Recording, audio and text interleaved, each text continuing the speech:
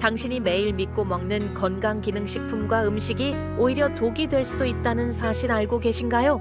잘못된 건강 정보가 범람하는 시대, 당신이 알고 있는 상식이 뒤집혀집니다. 지금 건강기능식품의 역습에서 전문가와 함께 그 진실 속으로 들어가 봅니다.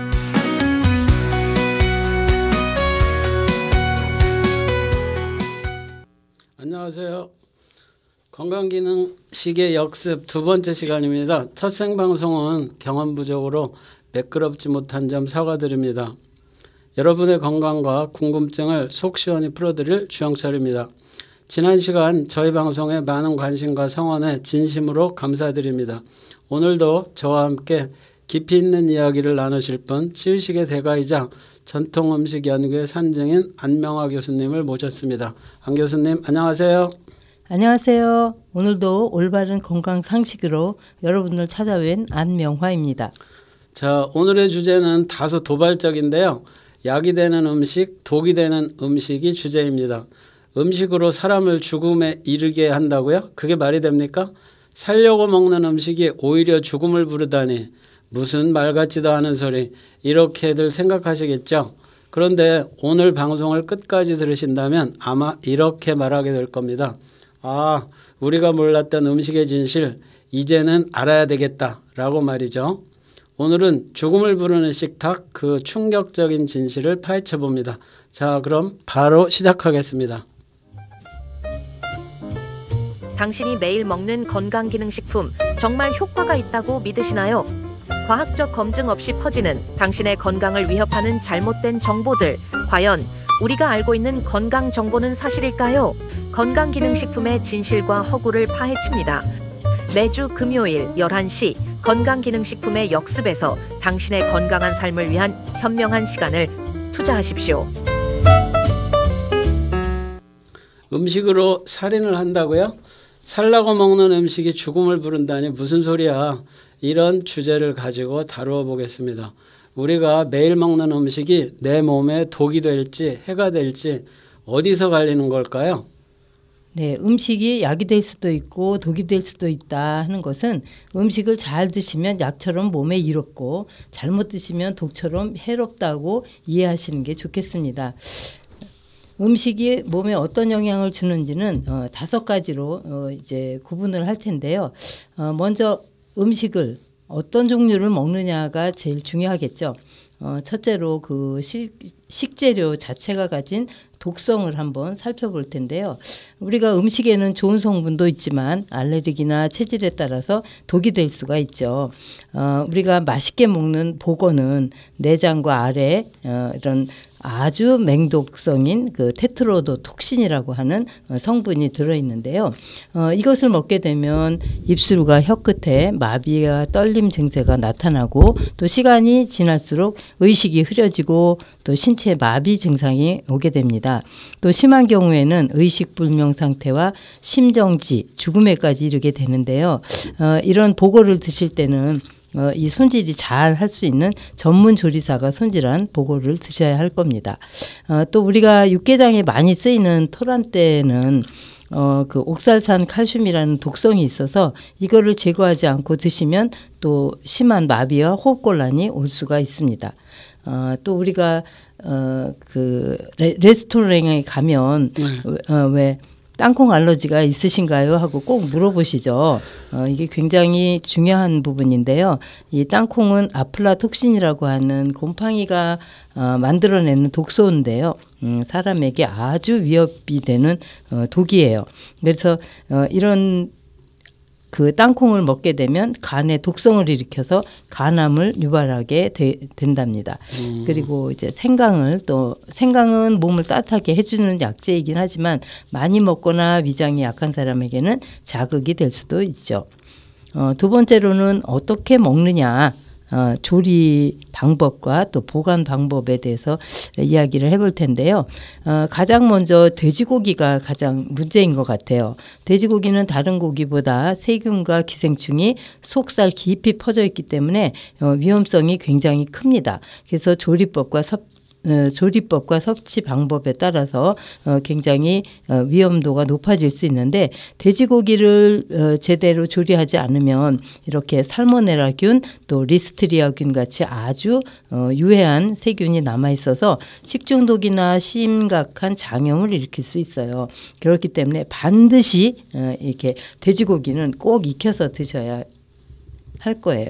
그다음에 우리가 맛있게 드시는 육회도 생으로 드시는데 이럴 때 양념을 할 때 그 살균 작용을 하는 참기름을 많이 넣어서 양념을 해서 드시면 식중독을 막을 수 있고요. 또 우리가 또 생선회도 생으로 드시잖아요. 그럴 때는 무순과 같이 드시면 무순이 또 살균 작용을 하는 채소이기 때문에 또 이 식중독을 어느 정도 막을 수가 있습니다. 요즘 또 생굴이 많이 나오고 있는데 그런 생굴도 노로바이러스나 비브리오균 같은 균들이 다량 함유해 있어서 식중독을 일으킬 확률이 되게 높거든요. 그래서 생으로 먹기보다는 살짝 쪄서 드시는 것이 안전하다고 하겠습니다. 이토록 생고기를 익히지 않고 먹으면 식중독의 위험이 있지만 또 잘 익히면 우리가 단백질 공급원이 되기도 하죠. 또 이렇게 보관할 때 보면 감자에 싹이 나는 것을 볼 수가 있는데 그 감자의 싹에는 독성 물질인 아주 솔라닌이라는 독성 물질이 있어서 이런 것도 마비 증상이 올 수가 있거든요. 그래서 모두 제거한 후에 먹는 것이 가장 안전하다고 할 수 있겠고요.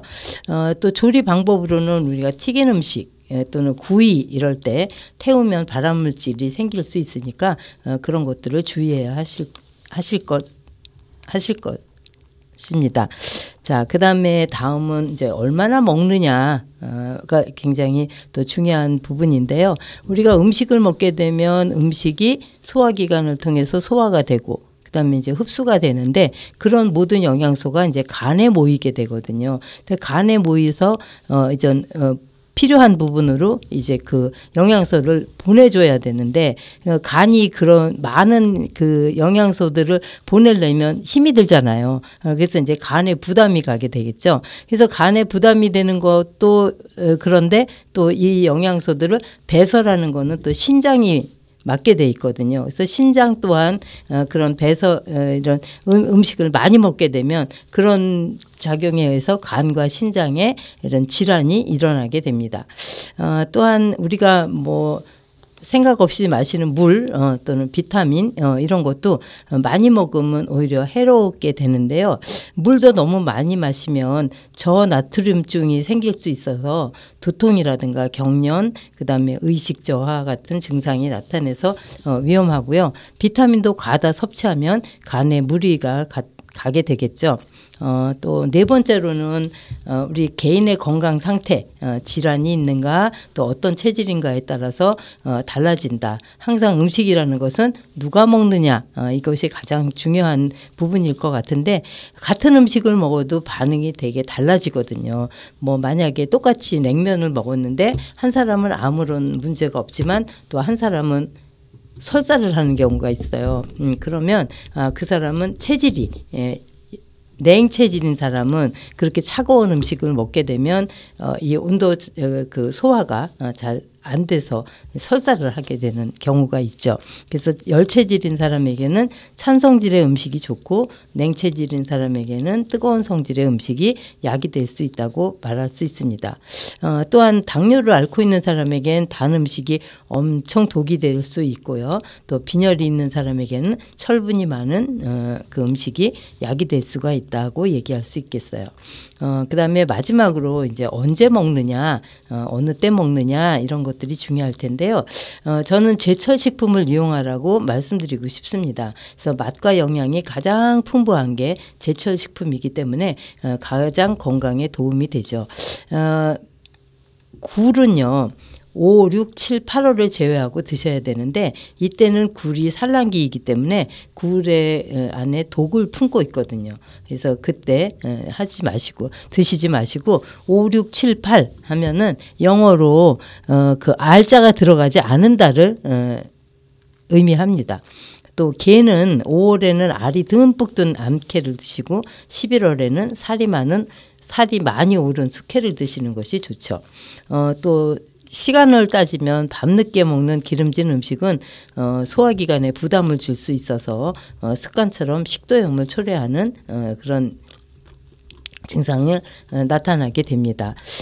우리 몸에 맞는 음식을 알맞은 방법으로 적절하게 먹는 습관이 중요하다는 걸 꼭 기억해 주셨으면 좋겠습니다. 그렇군요. 그럼 이번에는 음식으로 사람을 죽음에 이르게 한다는 공중 야사 같은 흥미로운 이야기거리가 있을까요? 네, 뭐 많이들 그 드라마 소재나 뭐 이런 걸로 많이 나오는 게 아마도 조선 20대 왕 경종의 사망이 아닐까 합니다. 이제 경종은 영조의 형이기도 하고요. 장희빈의 아들이기도 하죠. 이 경종이 1724년 음력 8월에 계장과 함께 감을 먹은 후에 복통과 설사 증세를 겪다가 이제 사망을 했게 됐는데요. 당시 의관들도 그 계장과 감이 음식궁합이 맞지 않다고 이제 우려를 표했습니다. 이것은 본초 강목이라는 그 책에 감과 게를 함께 먹으면 사람에게 복통을 일으키고 설사를 하게 한다는 기록이 나와 있기 때문입니다. 그런데 실제 우리가 그 원인에 대한 분석을 해본 그 기록이 있거든요. 게장과 감의 섭취가 직접적으로 사망 원인이 되었는가 했을 때 아마도 게장이 상한 것을 드셔서 식중독으로 사망하시지 않았을까 하는 그런 이야기를 그런 이제 분석이 나왔어요. 왜냐하면 계절적으로 음력 8월이면 너무 이른 시기에 게장을 섭취했기 때문이다. 게장이 상했을 가능성이 높다. 당시에는 서리가 내리는 시기에 게장을 담그는 게 일반적이었기 때문에 그런 분석이 나왔고요. 또 화학적으로 보자면 게장의 그 아미노산과 감의 탄닌은요, 약간 떫은 맛이 나잖아요. 그래서 이 탄닌 성분이 있는 것들은 모든 어떤 성분과 이렇게 결합을 해서 뭔가 이렇게 형성된 덩어리, 이물질을 이렇게 만드는 그런 성질이 있거든요. 그래서 아마도 그런 것 때문에 또 이런 그 죽음에 이르지 않았나 하는 것도 있었지만 경종은 원래 몸이 좀 허약하고 건강 상태가 좋지 않고 또 그 당시에 이제 학질을 앓고 있었다고 해요. 그래서 식중독으로 인한 지속적인 설사와 탈수가 계속 됨으로 해서 사망에 이르겠다는 관점도 있습니다. 그렇군요. 또 다른 사건은 없을까요? 뭐 인현왕후와 또 장희빈 사건이 또 있는데요. 조선 숙종 시대에 장희빈이 그 경쟁 상대였던 인현왕후의 그 밥상에 게장에다가 꿀을 타서 먹게 한 결과 이제 사망에 이르렀다고 하는 이야기가 또 있죠. 그래서 게장과 꿀도 음식궁합이 맞지 않는 식품이라고 알려져 있습니다. 근데 실제 원인에 대한 분석을 보면 이 소금기가 많은 음식과 꿀을 섞으면 두 가지 성분이 상호작용을 해서 우리 체내의 그 수분과 전해질 불균형을 일으킬 수 있다고 해요. 그래서 소금은 수분을 체내에 고정시키고 이뇨작용을 억제하는 반면에 꿀은 이뇨작용을 촉진시키는 성질이 있어서 이 성분이 이제 상호작용을 하면서 이런 신체 기능에 영향을 미칠 수 있다라고 이렇게 분석이 되고 있습니다. 그러면 어쨌거나 그 게장이 많이 등장하는데 네. 지금도 게장이 좋아하는 사람들은 되게 좋아하는데 네. 조선시대에서도 궁중에서 인기가 있는 음식 중에 그렇죠. 하나였던 것 같네요. 네네. 그 조선왕조 독살 의혹 사례에 대해서 또 재밌는 내용이 있으면 말씀 좀 해주실까요? 이제 그런 뭐 독살설에 우리 조선왕조 27명의 왕 중에서 독살설에 휩싸여 있는 분이 11명이었고요. 독살로 진짜로 이렇게 독살되셨다고 하는 분들이 한 6분 계셨어요. 6분 계셨는데 뭐 아까 경종은 이야기를 했고요. 네. 뭐 인종 같은 경우는 사실은 중종의 아드님이시거든요. 아들인데 엄청 엄친아였다고 해요. 그래서 그 아버지의 죽음을 굉장히 슬퍼하면서 뭐 끼니도 좀 거르고 몸이 많이 상하고 있었는데 사실 그 인종의 중종의 계비인 문정왕후가 이제 어머니시잖아요. 그런데 엄청 그 문정왕후의 어머니가 자기 아들 명종이 왕이 되기를 바라는 마음에 인종을 엄청 구박을 했었대요. 구박을 했는데 구박을 당하다가 어느 날인가 문정왕후께서 나랑 같이 차를 마시지 않겠느냐 하고서 이제 다대식을 했다고 합니다. 그런데 인종이 그때 차를 보고 차 안에 그 독이 들어있는 것들을 이렇게 인지를 했다고 해요. 그런데 인지를 했지만 그냥 나는 먹었다고 그냥 언젠가는 또 이렇게 되겠구나 해서 그냥 드셨다고 합니다. 그리고 또 재밌는 거는 이제 재밌다기보다 이제 고종과 순종의 이야기인데요. 26대 고종은 27대 순종과 함께 커피를 즐겨 마셨는데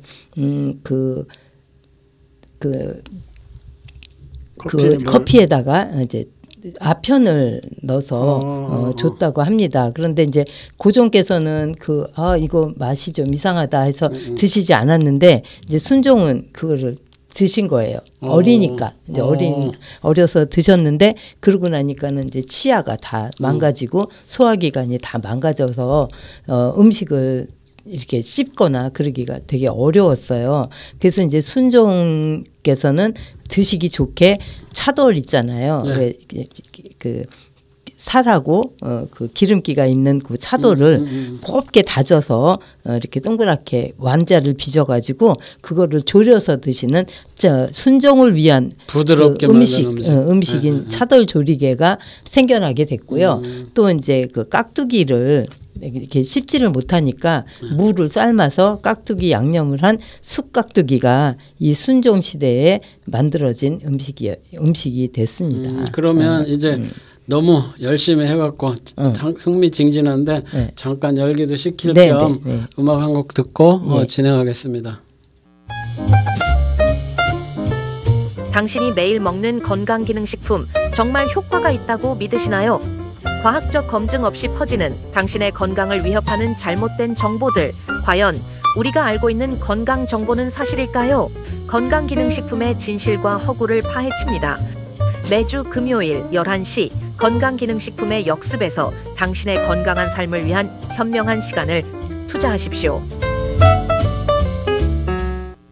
내용을 들어보면 음식 조합, 음식 궁합과 같은 용어들이 나오는데 이것이 공식 명칭인지 아니면 사람들이 편의상 부르는 용어인지 그것도 좀 궁금해요. 네, 궁합하면 우선 뭐 혼인할 남녀의 사주 오행을 맞춰봐서 부부로서 좋고 나쁨을 점치는 점술 용어가 맞습니다. 그리고 궁은 집을 의미하고 합은 합쳐짐을 의미하는데 이러한 의미가 이제 확장돼서 서로 다른 두 가지 대상이 함께 어울려서 시너지 효과를 내거나 조화를 이루는 것을 비유적으로 표현하는 데 사용하기 시작을 했죠. 또 음식을 함께 섭취할 때 맛과 영양면에서 서로에게 긍정적인 영향을 주거나 반대로 부정적인 영향을 주는 관계를 설명하기 위해서 우리가 음식궁합이라는 표현이 자연스럽게 사용된 것으로 보입니다. 특정 학문 분야에서 공식적으로 정의된 전문 용어라기보다는 일상생활이나 언론 등에서 널리 사용되는 일반적인 표현이죠. 그러니까 그냥 편의상 사람들한테 네네. 이렇게 그렇죠. 일부러 전해내려오는 흔한 이야기군요. 네네.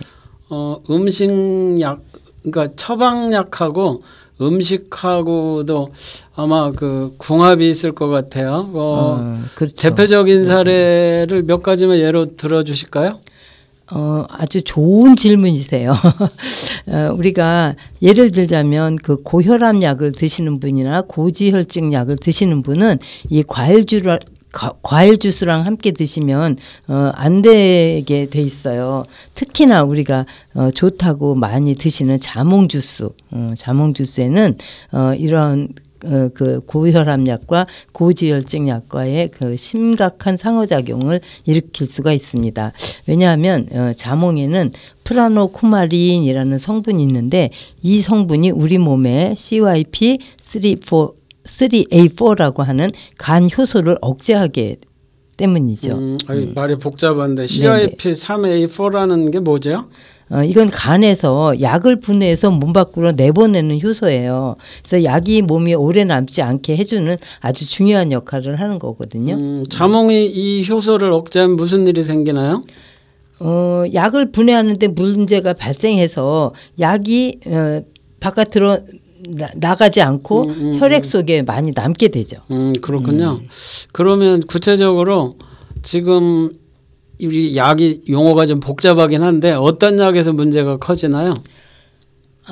이제 뭐 스타틴계 고지혈증 약인데요. 이거 아토르바스타딘, 또 신바스타딘, 로바스타딘 같은 이런 그 고지혈증 약에서 부작용으로 근육통, 근육 파괴, 간 수치 상승 등이 나타날 수가 있어요. 의약품 뒤에 스타틴이라고 붙은 게 문제군요. 네.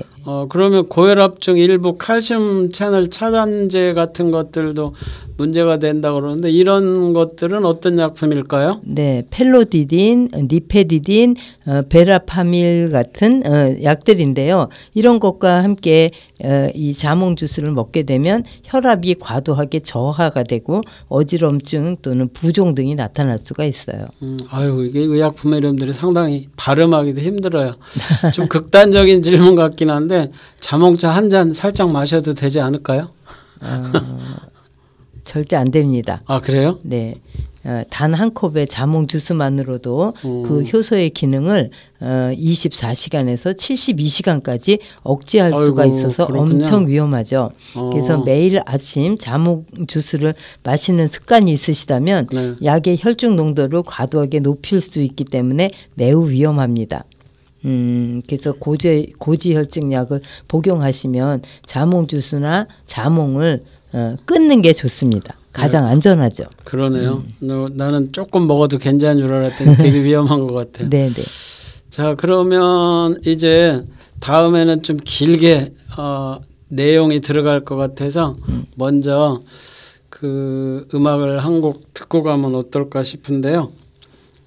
생각보다 조금 이르지만 준비됐으면 한 곡 들을까요? 당신이 매일 먹는 건강기능식품 정말 효과가 있다고 믿으시나요? 과학적 검증 없이 퍼지는 당신의 건강을 위협하는 잘못된 정보들, 과연 우리가 알고 있는 건강 정보는 사실일까요? 건강기능식품의 진실과 허구를 파헤칩니다. 매주 금요일 11시 건강기능식품의 역습에서 당신의 건강한 삶을 위한 현명한 시간을 투자하십시오. 로이킴의 봄봄봄 듣고 왔습니다. 지금 이제 약일까 독일까 논란의 중심에는 전문가들의 의견도 분분한 음식궁합 논쟁이 있는 거는 어쩔 수 없는 것 같은데요. 이번에는 음식궁합 사례를 몇 가지만 예를 들어주셨으면 좋겠어요. 먼저 그 개와감을 함께 먹으면 안 된다는 말이 있거든요. 이것은 정말 그런지 한번 말씀 좀 해주세요. 네, 아까 그 경종 그 사망설에 의해 나온 그런 얘기죠. 네네. 그래서 한국이나 중국에는 그 게와 감을 같이 먹으면 뭐 소화불량 또 중독 심하면 사망에 이를 수 있다는 말이 전해 내려오고 있습니다. 그런데 한의학적 해석으로 보면 그 떫은 맛의 탄닌 성분은 아까도 얘기했듯이 어떤 이물질을 이렇게 형성할 수가 있는 그런 부분이 있기 때문에 소화 기능을 떨어뜨릴 수 있다고 여겨지긴 해요. 그리고 이제 한의학적으로 보면 그 식재료 모든 것들은 이제 찬 성질이냐 따뜻한 성질이냐 뭐 평안 성질이냐로 이렇게 나뉘어지는데 게는 찬 성질이에요. 또 감도 찬성질이기 때문에 두 찬성질이 합하게 되면 위장을 차갑게 해서 소화에 나쁘다는 견해가 있고요. 그다음에 게와 같이 먹는다고 해도 대부분의 사람은 건강한 사람에는 문제가 될 수 없습니다. 다만 감에 있는 탄닌은 단백질과 결합해서 소화를 늦출 수 있기 때문에 또 감을 많이 먹으면 변비를 유발할 수가 있죠. 그래서 소화가 예민한 사람은 그저 피하는 것이 좋다. 맞는 것 같군요. 네. 저희도 어렸을 때 할머니가 네. 그 감을 먹을 때 뒤에 하얀 거를 많이 먹으면 네. 변비 생긴다고 네. 꼭 예, 떼내고 그런 버리고 하셨죠. 예. 뭐 먹으라는 소리를 들었는데 그게 네. 사실이군요. 네. 그리고 이제 우리가 흔히 이제 시금치하고 이런 두부 이런 것도 말이 많던데 뭐 이걸로 국을 끓여 먹으면 맛있을 것 같은데 여기 무슨 문제가 있을까요? 이제 그 시금치가 되게 문제가 돼요. 시금치는 이제 그 안에 수산이라고 하는 그 성분이 있는데 이 성분이 두부에 있는 그 칼슘과 만나면 수산 칼슘이라는 물질을 이제 만들게 되거든요. 근데 그 물질이 계속 쌓이다 보면 이제 결석이 생기게 되는 거죠. 그래서 이거는 우리 그 시금치를 많이 오랫동안 이렇게 드시던 그 우리 그 지인이 어느 날 결석에 담석에 걸렸다고 하더라고요.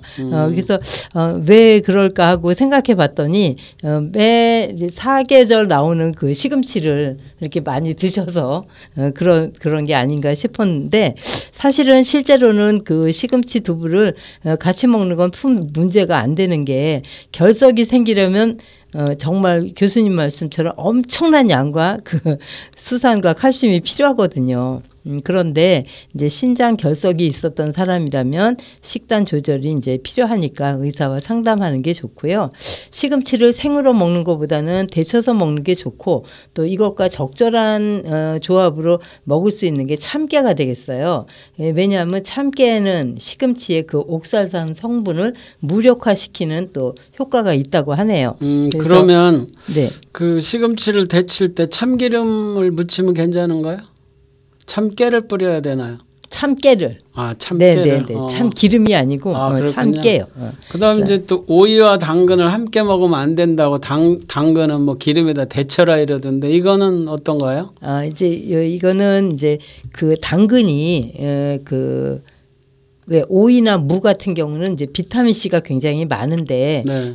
그런 비타민 C를 파괴하는 효소가 아스코르비나제라고 하는 효소인데 이게 당근에 많이 들어있거든요. 그래서 이거를 같이 하게 되면 이제 우리는 비타민 C를 먹어야 되는데 그걸 파괴하니까 네. 우리가 섭취하는 양이 적어지는다는 그런 얘기고요.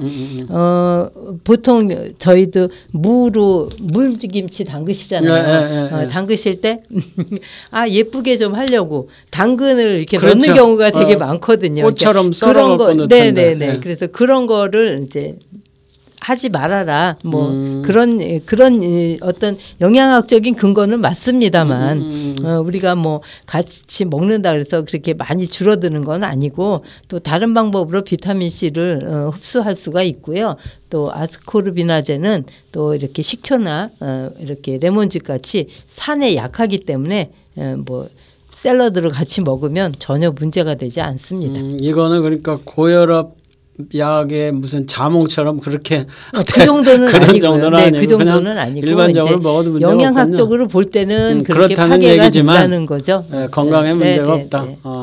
그다음에 그렇지만 조금 주의를 해라. 주의를 해라. 사실 이게 결석이 좀 힘든 것 같아요. 저도 한번 결석에 걸려서 병원에 응급실에 실려간 적이 있는데 엄청나게 고통스럽더라고요. 교수님도 시금치 많이 드셔? 시금치 안 좋아해요. 그럼 이제 이번에는 우유와 딸기를 함께 먹으면 안 된다라는 말이 있는데 실제는 딸기 우유가 나오거든요. 네, 딸기 우유가 나오고 딸기 스무디 뭐 요거트에 또 딸기 넣어서 그러니까요. 아침에 식사로도 많이 하시는데 네. 사실은 그 딸기에 이제 산성분이 우유 단백질의 그 카제인이 있잖아요. 그거를 응고시키기 때문에 그렇다고 하는데 사실 우리 위의 속도 산성이기 때문에 너무 자연스러운 일이에요. 그래서 위장에서 소화되고 있고 응고되는 건 너무 정상이니까 건강에 문제를 주지는 않습니다. 큰 문제가 네, 없다. 네. 그다음에 이제 또 이게 토마토에다가 설탕을 뿌려 먹으면 되게 맛있거든요. 맛있죠. 근데 맛있는 거는 항상 문제가 된다 그래가지고 이거 네. 문제 있나요?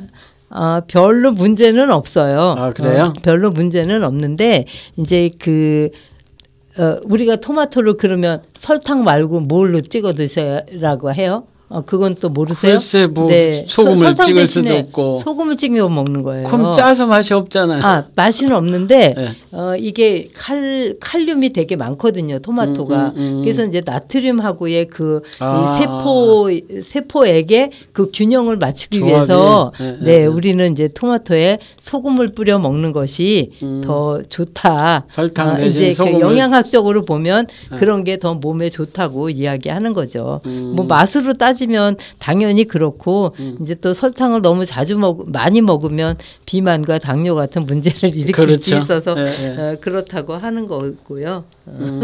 또 이제 민간요법에서는 토마토나 설탕이 모두 다 차가운 성질이기 때문에 이런 차가운 성질이 많아지면 소화기관에 소화력을 이제 잃게 되니까 그런 차원에서 말씀드리는 겁니다. 그 결론은 과학적으로는 먹어도 괜찮지만 네. 너무 많이 먹으면 설탕 말고, 때문에 다른 부작용이 온다 이런 말씀이네요. 근데 한번 소금을 찍어 잡숴 보세요. 한번 먹어볼게요. 네네, 아침마다 토마토를 먹긴 하는데 네네, 그게 훨씬 더 그냥 먹거든요. 근데 설탕도 안 우리가 찍고. 이제 음식을 드실 때도 그냥 맛으로만 드시지 마시고 이제 건강을 생각하신다면 그런 거는 조금 그래서 제가 이렇게 알려드리는 거죠. 그래요. 아마 청취자 여러분들도 토마토 드실 때 설탕 찍어 먹는 것보다 그 소금을 한번 조금 네네네. 찍어 드셔보시면 괜찮을 것 같은 아주 재밌는 정보네요. 설탕하고 그다음에 인공감미료 이런 것들이 나오는데 예. 당뇨병 환자한테는 인공감미료가 좋다는 말도 있거든요. 이거는 사실 어때요? 그거는 맞는 말이죠. 그래요? 네. 일단 설탕은 혈당을 높이잖아요. 네네. 먹고 나면 혈당이 높아지는데 당뇨병 환자는 혈당 조절이 중요하기 되기 때문에 설탕 대신에 인공 감미료를 쓰는 거는 혈당 조절 도움에 될 수가 있어요. 그리고 그 정기적으로 건강에 미치는 영향이 완전히 밝혀지진 않았지만 인공 감미료가 또 장내 미생물에 영향을 주기도 하고 또 인슐린 저항성을 악화시킬 수 있다는 가능성도 있어서 절대 나쁘다, 뭐 안전하다, 또 아니 삼각형이네요. 아직까지는. 네네. 그런데 최근 연구에서 설탕을 대체하는 인공 감미료가 설탕보다 배고픔을 더 많이 유발한다는 연구 결과가 나왔어요. 되게 재미있지 않아요? 그러네요. 그래서 이제 미국의 그 연구진이 그런 것들을 결과를 했었는데 결국은 이렇게 열량은 없지만 역시 뇌를 속이지는 못한다. 그리고 단맛만 있고 열량이 없어서 뇌가 더 갈망을 할 수 있게 된다고 하더라고요. 그래서 설탕 대신에 인공 감미료를 무조건 사용하는 거는 권장하지 않고 우리가 당을 쓰시려고 한다면 과일이나 또 그런 과일에서 채취되는 당으로 섭취하는 것이 올바르지 않을까라는 천연에서 네네. 섭취할 수 있는 네네. 천연당이 네. 좋다. 네. 그렇군요. 그다음에 이제 그 사카린이라는 거 있잖아요. 뉴슈가 뭐 이런 네, 거 음식에 네, 많이 네, 들어가는데 네. 이거 가지고 굉장히 오랫동안 논란이 있었거든요. 논란이 많았죠. 네, 우리 때는 사카린이 되게 금기된 그런 그 식재료. 식재료는 조미료? 아니고 네. 네. 그렇게 됐었죠. 왜냐하면 그 1970년대에 그 쥐를 대상으로 한 연구에서 네. 그 많은 양의 사카린을 먹인 쥐에게서 방광암이 생긴 일이 있었어요. 그래서 그때부터는 이제 사카린이 발암 물질로 이렇게 분류가 돼서 이제 경고 문구도 붙여야 되고 그랬었는데 지금은 또 이제 달라졌어요. 그래서 인체에 해롭다는 과학적인 근거가 부족하다고 결론이 나서 미국의 그 식품의약 국이라고 하는 FDA라든가 네네. 또 세계보건기구 WHO라든가 유럽식품안전청 EFSA에서는 모두 적당한 섭취는 안전하다고 이제 이렇게 결론이 났습니다. 그래서 꼭 하루 섭취 허용량은 기준이 정해져 있고요. 일반 식품에서 사용하는 양은 그보다 훨씬 적기 때문에 먹는 거는 괜찮지만 과도하게 먹지는 말아라. 이런 결론이 났어요. 근데 뭐 그렇다고 이거를 과도하게 먹을 거 네, 정도는 그런 거는 아니고 아니고요. 네, 보통 그러니까. 뭐 이렇게 그러니까 이제 인체에 해롭지 않다고 났으니까 네. 해롭지 않다고 났으니까 드셔도 될 것 같아요. 그럼 설탕 대신 이왕이면 요게 조금 낫겠네요. 네. 그렇군요. 왜냐하면 네. 설탕보다 수천 배의 단맛을 내지만 칼로리가 없기 때문에 더 우리 몸에 좀 좋다고 생각을. 그러면 이 인공감미료나 그 앞에 나와 있던 요즘 유행하는 아스파탐이나 뭐 네네네. 이런 것들이랑 거의 같은 부류라고 그렇죠. 보면 되죠. 네네네. 그러니까 수천 배나 수백 배를 달게 하는 인공감미료가 설탕보다는 낫지만 그래도 많이 먹는 거는 안 좋다. 네. 적당히 먹으라 그 네네. 얘기군요.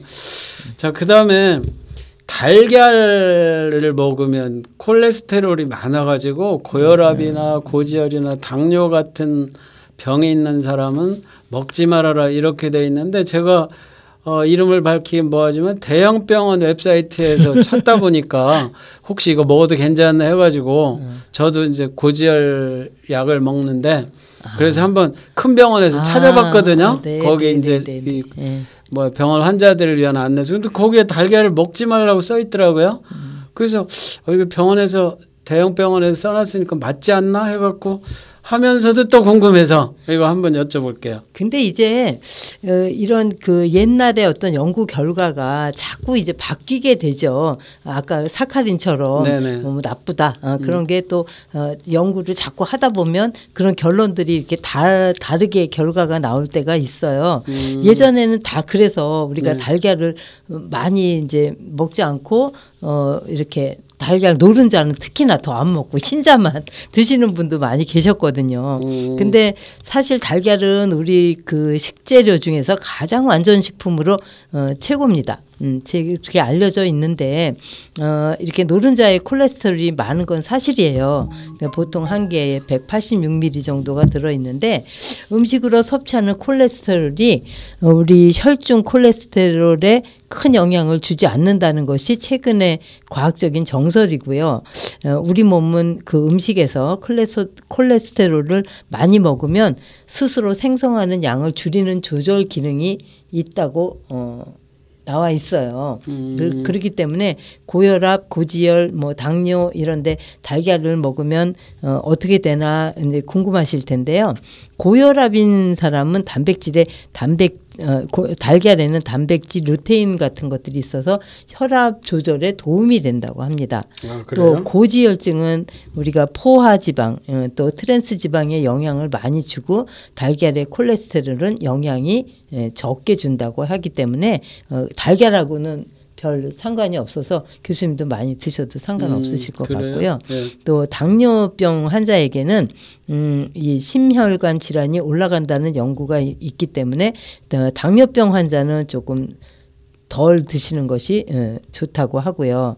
그래서 무조건 금기할 게 아니고 그건 옛날 이야기고요.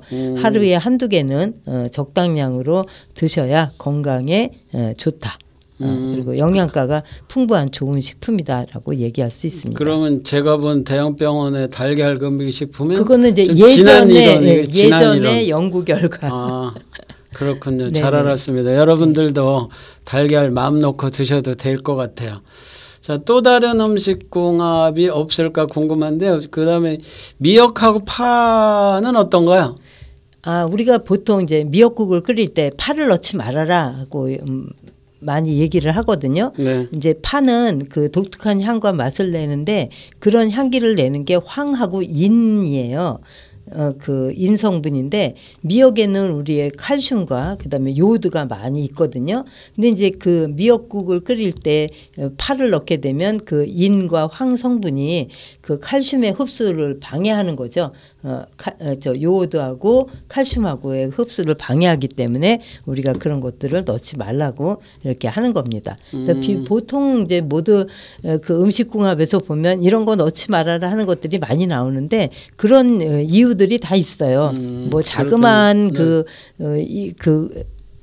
자그마한 결과지만 그래도 이제 그런 것들이 조금씩 모여서 이런 문제가 될 수도 있죠. 그다음에 그 설탕에 그러니까 팥죽에 네. 설탕을 넣어서 먹거든요. 네. 우리 집사람도 그렇고 그쵸. 이게 처갓집은 이거 설탕을 넣더라고요. 설탕을 좋아하시네요. 글쎄 저는 별로 안 좋아하는데 이건 무슨 문제가 있을까요?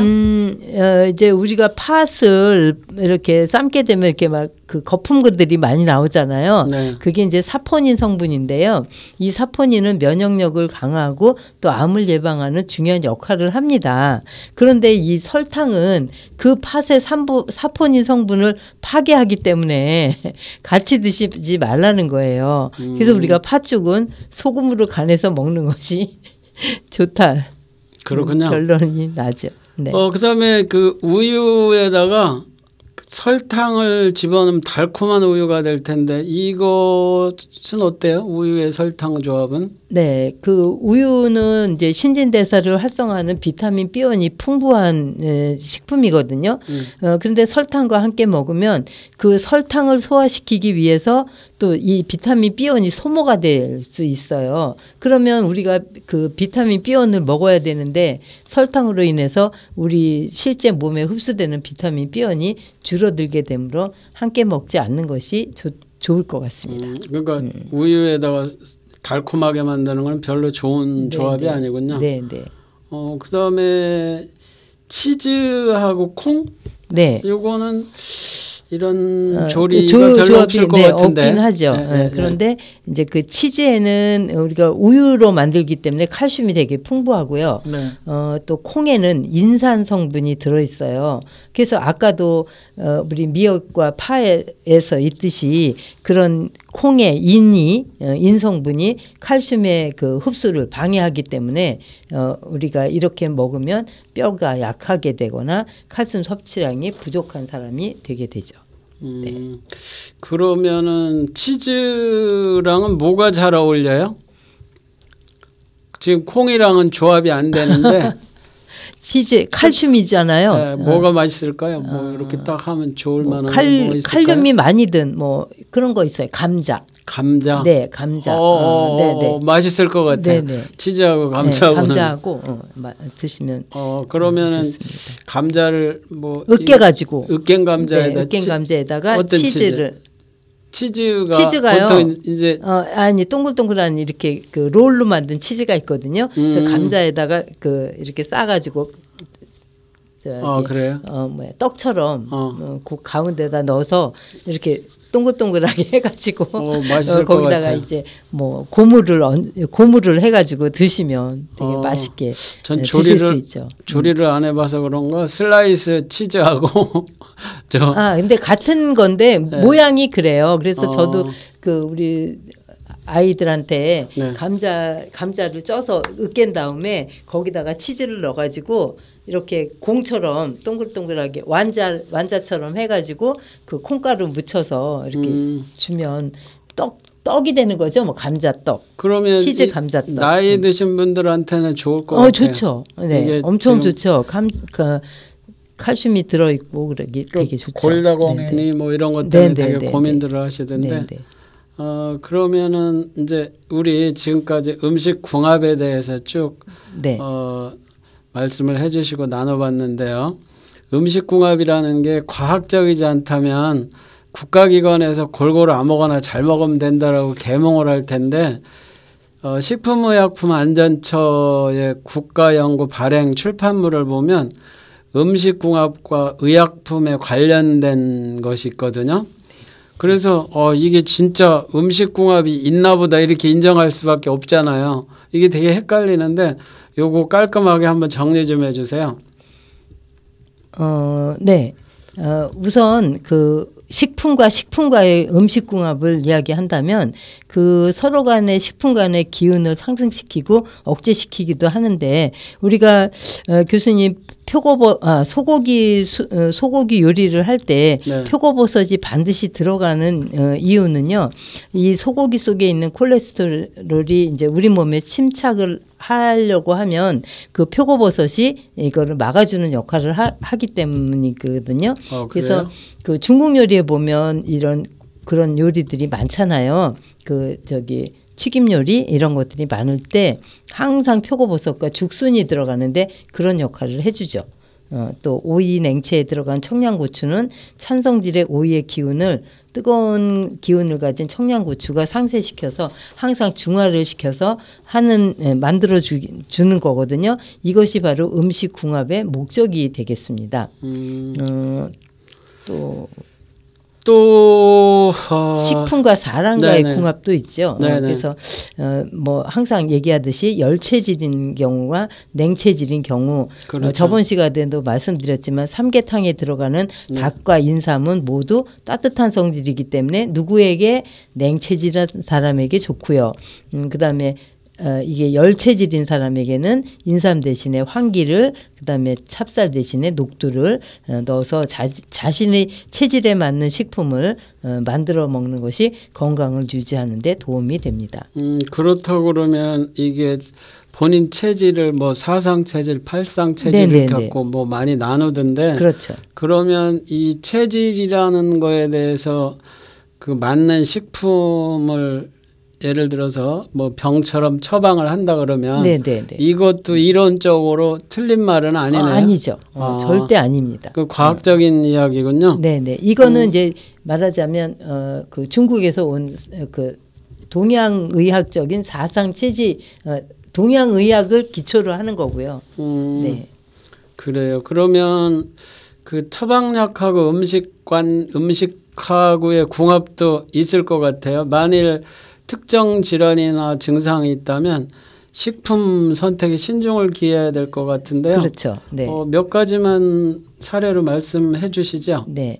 뭐 항생제라든가 갑상선 약 같은 것들은 이 유제품하고 같이 드시면 칼슘의 흡수를 방해할 수 있기 때문에 드시지 않는 게 좋고요. 또 아까 얘기했듯이 혈압약 또는 진통제, 항암제 같은 거는 아까 과일 주스라 그랬잖아요. 이제 포도 주스나 마찬가지로 약물 내의 그 혈액 내의 약물 농도를 높일 수 있기 때문에 이것도 같이 드시면 좋지 않습니다.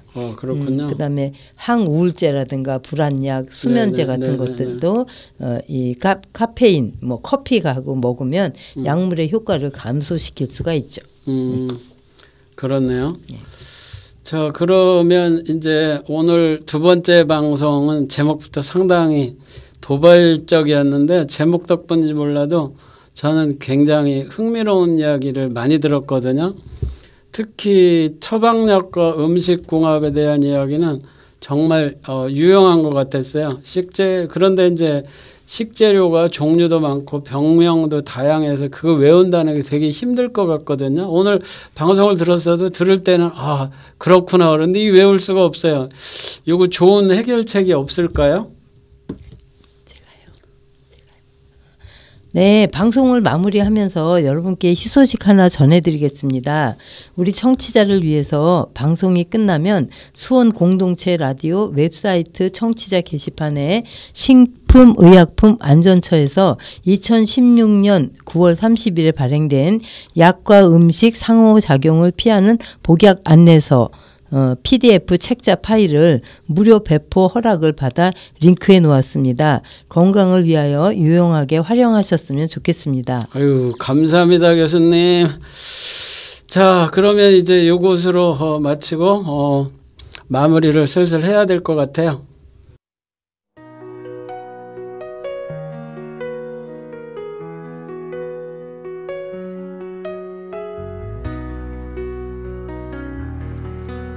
건강정보가 넘쳐나는 시대. 하지만 무분별한 정보는 당신의 건강을 망칠 수 있습니다. 건강을 위한 올바른 정보. 건강기능식의 역습에서 가장 과학적인 정보로 여러분과 함께합니다. 오늘 준비한 내용은 여기까지입니다. 다음에도 더 좋은 정보로 찾아오겠습니다. 지금까지 진행해 주영철 도움말씀의 안마야 교수님 엔지니어 유소인 님이었습니다. 안녕히 계세요.